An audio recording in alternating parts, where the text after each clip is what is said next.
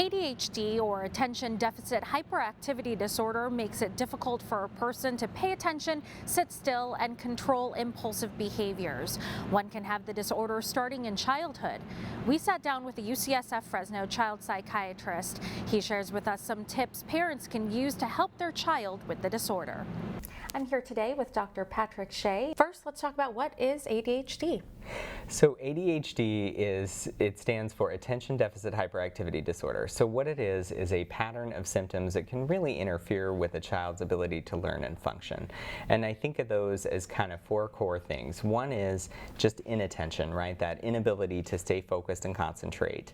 The second one is distractibility, the kid that gets distracted by every little thing. One is hyperactivity, so that on the go, running, climbing, hard to stay seated, fidgeting all the time. And the fourth one is impulsivity. These kids often get themselves into trouble because they sort of just act on impulse without thinking and do silly things without being able to think through the consequences. At what age can parents pick up on signs of ADHD?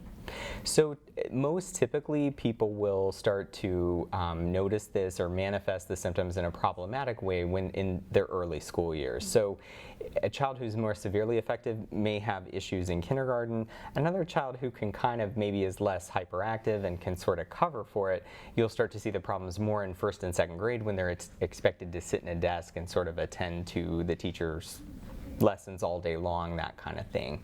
But usually you see it once the demand on the child sort of is counterbalanced by these symptoms that make it hard for him or her to comply with that. So it sounds like ADHD certainly can affect a child when they're in that school environment. Absolutely. It makes learning and functioning difficult, as you might imagine, because you have to be able to concentrate on the lesson, get what you need to get from it, that type of thing. And if you're distracted and have difficulty maintaining your focus, that's going to be hard, to say nothing of the hyperactivity and fidgetiness. You may not even be able to get your body still to pay attention. For a lot of kids, medications for ADHD really, truly are helpful, especially during the school year. Not all kids need to take them over the summer. So medications is one option.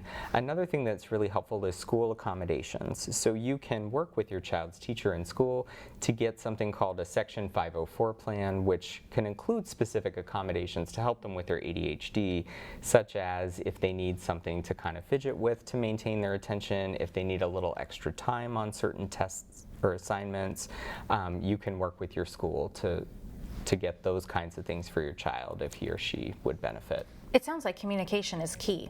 Absolutely. To helping your yes. child thrive, especially in school. Yes. Talk to us about that. So I think it's really helpful for parents, all parents, but especially parents of kids who have ADHD or other things that can interfere with their learning, to maintain a really good open communication relationship with their child's teacher.